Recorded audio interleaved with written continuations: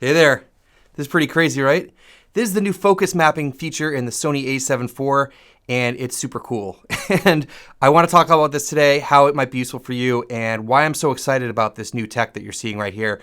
So I want to talk a little bit about focus assist tools in general, as well as this new focus mapping feature. But what you can see right now on the screen is really interesting. So what you can see that's clear is what's in focus. And as I hold things that are out of focus, because it's using eye detection and face detection right now, you can see that it's different colors, and as you get closer, it gets in focus.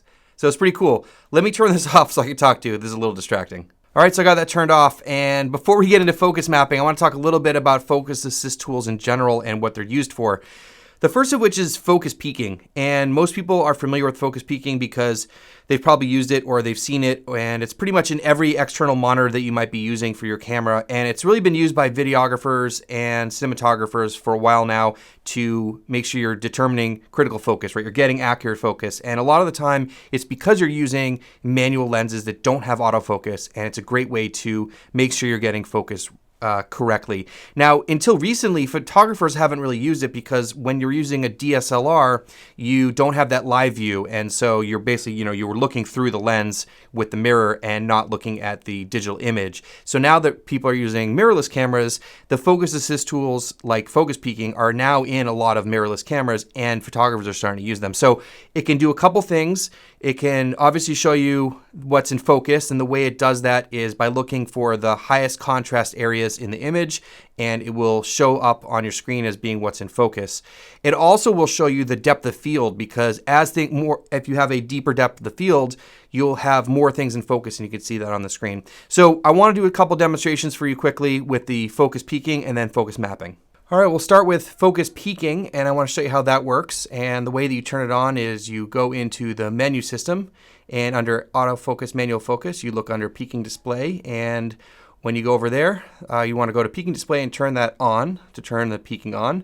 There's also peaking level, high, medium, and low, and I usually leave mine on high to give me the most sensitivity. You can also change the color. I like red, so I leave it on red.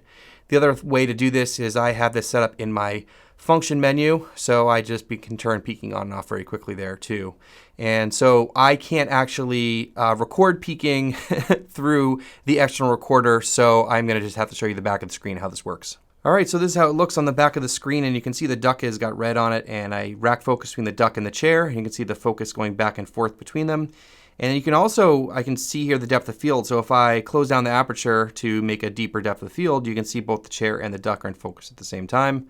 And then I can close it, open up the aperture again here to show just the duck in focus. So this is what I'm talking about with focus peaking. This is in most cameras nowadays, and it's also in every monitor. So let's take a look at the focus mapping again. Turning on focus mapping is very similar to focus peaking. Going to the menu, autofocus, manual focus, focus assist, and you go to focus map and turn that on.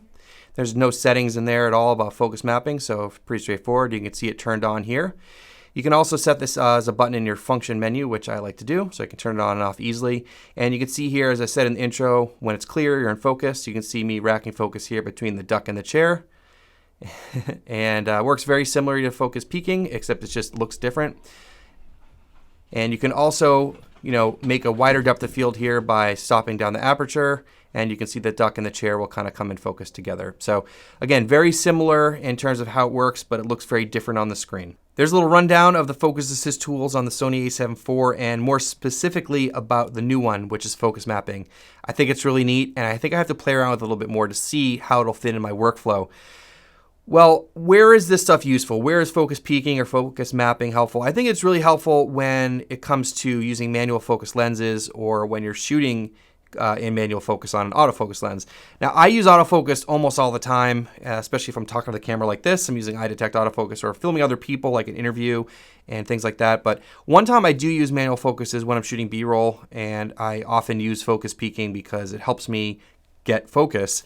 I don't know if the focus mapping is going to be very helpful for me in those situations, because it kind of takes up a lot of the screen and it's kind of distracting, and it's hard for me to get the framing and exposure right. But I think in a locked off shot, maybe you're using a manual focus lens for an interview and you can quickly glance over and see what's going on. I think it would be really helpful for that.